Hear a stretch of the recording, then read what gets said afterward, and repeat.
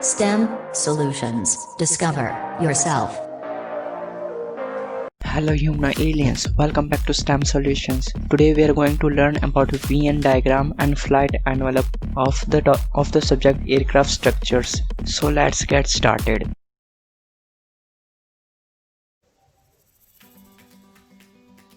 तो हम स्टार्ट करते हैं एयरक्राफ्ट स्ट्रक्चर्स का पहला lecture, Venn diagram for the loads acting on the aircraft. पहला पॉइंट है पहला पॉइंट में हम पढ़ेंगे फ्लाइट एनवेलप होते क्या हैं। The flight envelope defines operational limits for an aerial platform with respect to maximum speed and load factor given a particular atmospheric density। जो flight envelope है वो ऑपरेशन लिमिट एयरक्राफ्ट का डिफाइन करता है कि वो कितना लोड उठा सकता है और कितना उसका मैक्सिमम स्पीड होगा, ताकि उसका जो स्ट्रक्चर फेलियर हो वो ना हो। The flight envelope is the region within which an aircraft can operate safely। ठीक है, ये वो रीजन है जिसके अंदर एयरक्राफ्ट सेफली ऑपरेट कर सकता है। अगर इसके बाहर एयरक्राफ्ट जाता है तो उसके स्ट्रक्चरल डैमेज होने के चांसेस बढ़ जाते हैं। If an aircraft flies outside the envelope, it may suffer damage. The limit should be therefore never be exceeded. As mentioned above, the term has also been adopted in other fields of engineering when referring to the behavior of a system which is operating beyond its normal design specification, that is outside the flight envelope, even if the system is not even actually flying। अगर fly भी नहीं करता फिर भी ये rule applicable रहेगा।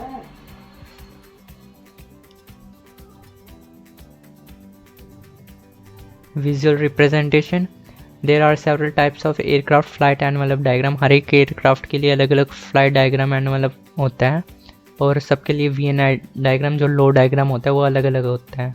Normally ये क्या डिपिक्ट करता है, relation between the flight parameter and another, but जो मोस्ट कॉमन डायग्राम होता है वो एयर स्पीड को इंक्लूड करता है, जो कि नॉर्मली मैक में इसको एक्सप्रेस करती हैं, और फ्लाइट एल्टीट्यूड वेरिएशन होता है और air speed and load variation VN.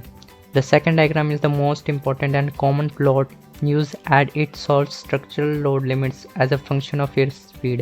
जो सेकंड डायग्राम होता है जैसे कि यहाँ पे पढ़ा था थर्ड पॉइंट में, वीएन डायग्राम होता है जिसके एक वाई एक्सिस पे लोड होता है और एक्स एक्सिस पे एयर स्पीड होता है। This flight envelope is normally defined during the design phase. इसको डिज़ाइन फेज में डिफाइन कर दिया जाता है कि बाकी दिक्कत ना हो आगे स्ट्रक्चरल कंपोनेंट्स मैन्युफैक्चर करने में। A chart of speed versus load factor और VN diagram is the way of showing the limits on aircraft performance। ये VN diagram है वो aircraft performance को भी determine करता है। It shows how much load factor can be safely achieved at different air speeds। The definition and analysis of the VN diagram is critical during the design of an aircraft as it affects the operation of the aircraft। A maneuver or gust of wind may temporarily force an aircraft outside its safe flight envelope and thereby cause structural damage endangering flight safety। जो normal steady flight में अगर aircraft है, अगर कोई वो manoeuvre लेता है या फिर कोई गस्ट ऑफ विंड आता है, अचानक से विंड की वेलोसिटी बढ़ जाती है, तो वो बाय डिफ़ॉल्ट कई बार वो सेफ जो फ्लाइट एनवेलप होता है उससे बाहर जा सकता है और स्ट्रक्चरल डैमेज हो सकता है। तो ये है वीएन डायग्राम है एक जनरल एयरक्राफ्ट का। The following is the basic VN diagram. In the example the VN diagram represent air speed on horizontal axis against the load factor on vertical axis. ये लोड फैक्टर होता है, ये gravity की measurement में इसको measure करता है, जैसे 1G 2G 3G and so on. और ये जो है मैक में है, मीटर पर आवर्स में है जो एयर स्पीड है। जहाँ से ये स्टार्टिंग इनिशियल पॉइंट होता है 0 O, और यहाँ से जब हम ये जो रीज़न है O to A, ये अनस्टेबल रीज़न होता है। यहाँ पे स्टॉल स्टार्ट होता है, यहाँ पे जब एयरप्लेन स्टार्ट होता है जब का ये ग्राफ होता है, और A to B ये एक्सेलरेटेड स्टॉल होता है जहाँ पे एयरप्लेन लिफ्ट होना शुरू होता है। एक्चुअल में O to A तक एयरप्लेन लिफ्ट नहीं होता, जब ए तक पहुंच जाता है तो उसकी स्पीड इतनी हाई हो जाती है कि वहाँ से लिफ्ट इसको प्रोड्यूस हो जाता है और ये फ्लाई करने लग जाता है। ये नॉर्मल स्टॉल स्पीड होती है और V पे जाके इसका मैक्सिमम स्टॉल स्पीड हो जाती है और ये मैन्यूवरिंग स्पीड होता है यहाँ पे। अगर इसके बियॉन्ड अगर स्पीड इंक्रीज होती है किसी भी एयरक्राफ्ट का तो उसका स्ट्रक्चरल डैमेज होने के चांसेस बढ़ जाते हैं। एंड देन सिमिलरली नेगेटिव अगर लिफ्ट मिलती है तो वो C तक सेफ रहता है और अगर C के बियॉन्ड जाता है तो स्ट्रक्चरल डैमेज होता है। लेवल फ्लाइट 1G पे होता है और ये जो रीज़न है वो नॉर्मल ऑपरेटिंग रीजन है और ये जो रीजन है इसके आगे जब एयर स्पीड बढ़ेगी तो मैक्सिमम स्ट्रक्चरल क्रूज स्पीड है।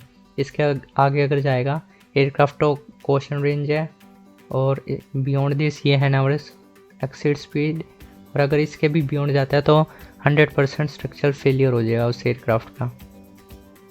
सो ये बेसिक वीएन डायग्राम है। स्टॉल स्पीड क्या होती है? It is the slowest speed a plane can fly to maintain level flight. Load factor क्या होता है? जैसे कि हमने पहले देखा जो वीएन डायग्राम है वो लोड वर्सेस एयर स्पीड का डायग्राम होता है। तो लोड फैक्टर क्या होता है? An aircraft structure is design to be able to withstand the forces exerted upon it during the flight.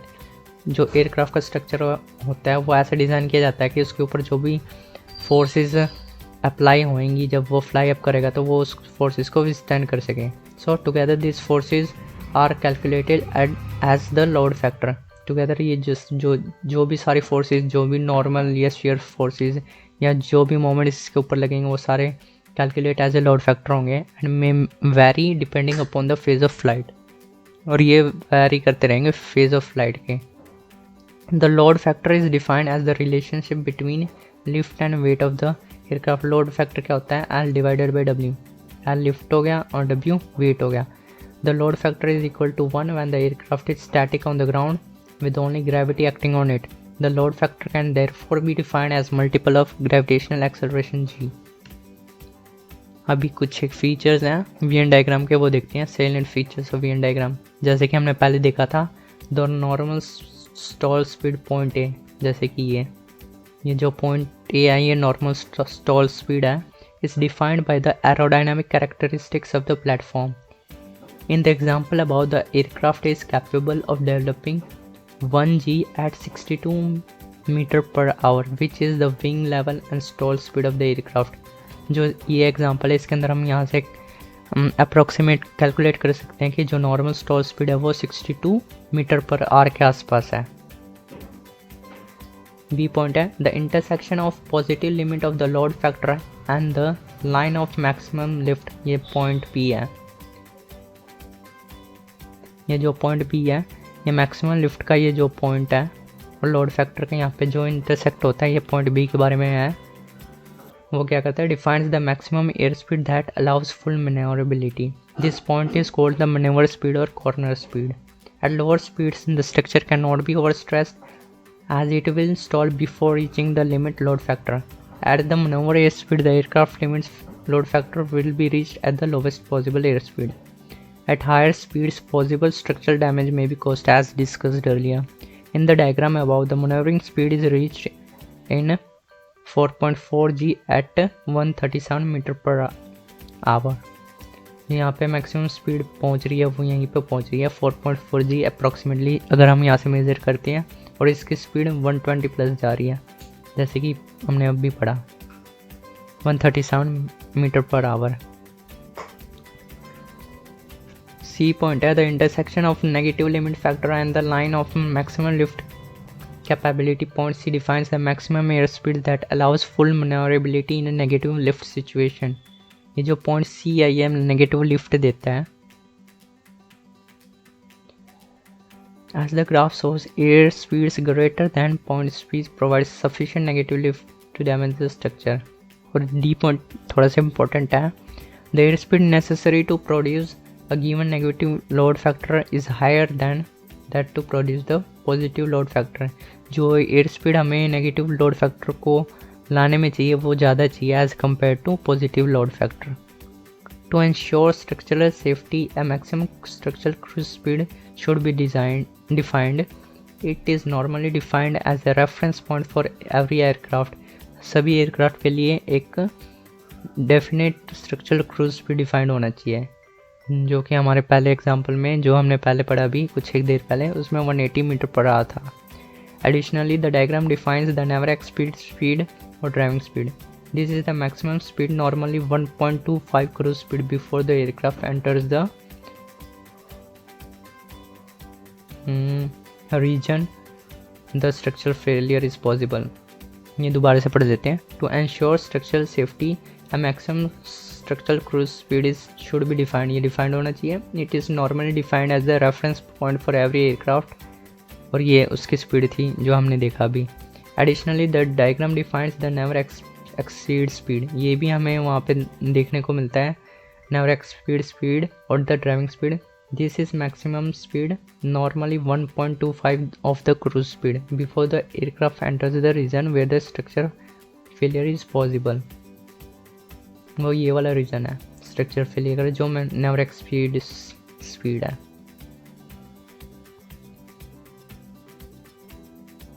Finally, when an aircraft is operated in a region called structural damage or structural failure, an acceptable permanent deformation of primary structure of a high rate of fatigue may take place. अगर कभी भी aircraft structural damage या structural failure के reason में operate करता है तो guarantee से परमानेंट डिफॉर्मेशन होगा. Operation about the limit factor must be therefore avoided in the normal situation या ऑपरेशन.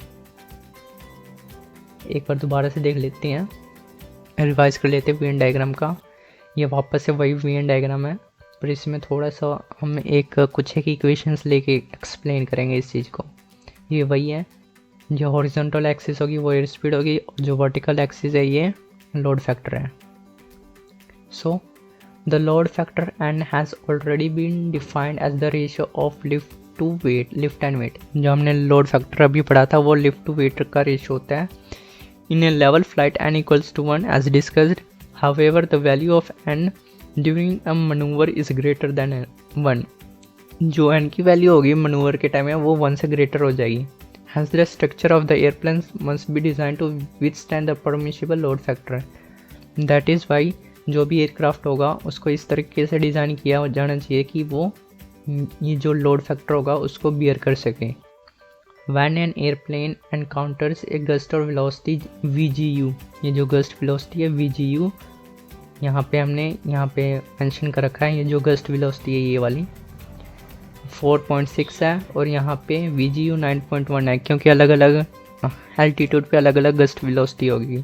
ठीक है, और यहाँ पे V है जो एयरप्लेन की स्पीड होगी एक्चुअल में. सो दोबारा पढ़ते हैं. When an airplane encounters a gust of velocity VGU, the angle of attack of airplane would increase. जब भी एयरप्लेन कोई भी गस्ट वेलोसिटी को एनकाउंटर करेगा एंगल ऑफ अटैक प्लेन का इंक्रीज हो जाएगा. सो हमने जैसे पढ़ा कि जो एंगल ऑफ अटैक होता है वो VGU डिवाइडेड बाई V होता है.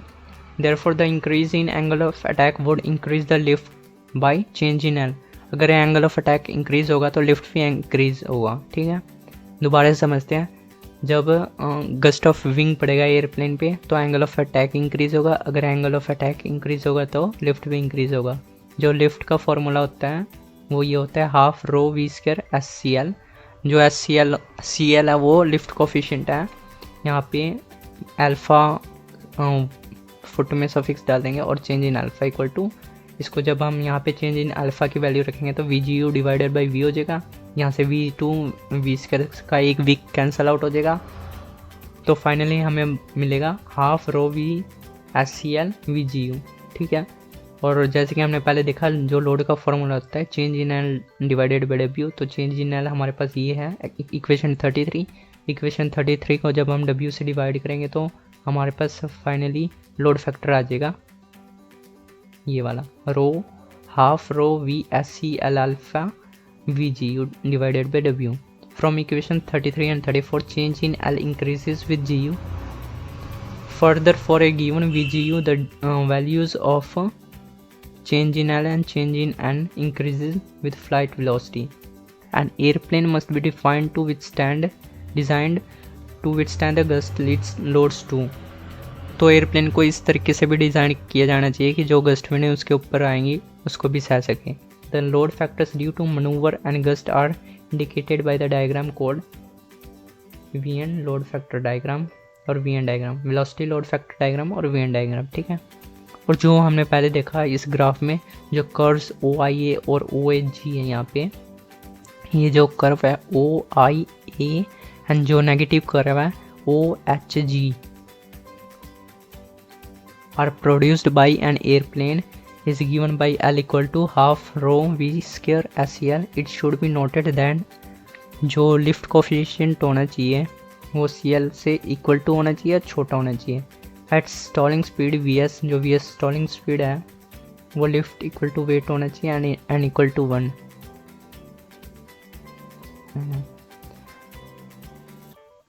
सो यहाँ पे however if the airplane is flown with CL equal to CL max, जब ये दोनों स्पीड इक्वल होगा at a higher than VS then lift will be more than weight। अगर CL max की स्पीड VS से ज़्यादा होती है तो लिफ्ट प्रोड्यूस होगा, जैसे कि यहाँ पे है ये OI, ये जो ग्राफ है इसी चीज़ को यहाँ पे रिप्रेजेंट करता है। जो VS है स्टॉल स्पीड उससे ज़्यादा होना चाहिए जो लिफ्ट कोफिशिएंट है जब ये एयरप्लेन फ्लाई करेगा। L और N would be proportional to V square. The variation is a parabola and shown by curve OI है जो कि हमने अभी देखा। In an inverted flight the load factor will be negative and the V versus N curve will be in such a flight is indicated by the curve OHG, जो कि downward curve है negative में, वो OHG curve है, इसी को represent करता है। It can be mentioned that the airplane can only fly at V greater than VS. Velocity V VS से बड़ी होनी चाहिए, hence proportional portions of OI and OH are shown by chain lines। जैसे कि यहाँ पे OI O से लेके I तक और O से लेके S तक, यहाँ पे जो V है VS से छोटी है, जो VS स्पीड है ये वाली, जो IH जो वर्टिकल लाइन है ये VS स्पीड इंक्रीज कर डिनोट करती है, ये VS से छोटी है इसलिए यहाँ पे लिफ्ट प्रोड्यूस नहीं होगा। और जब भी यहाँ से अगर एक्सीड करती है I पॉइंट से एक्सीड करती है जब भी लिफ्ट प्रोड्यूस होगा। सो ये जो O2I एंड O2H रीजन है ये डॉटेड रीजन है और यहाँ पे कोई लिफ्ट प्रोड्यूस नहीं होगा। Positive and negative manoeuvre load factors and aircraft is designed to withstand a certain permissible load factor. Higher the permissible load factor, heavier will be the weight of airplane structure। जितना भी उसका जिस भी aircraft का load factor ज़्यादा होगा उतना ही heavy airplane होगा। Hence for actual airplanes the maneuver load is limited depending upon its intended use।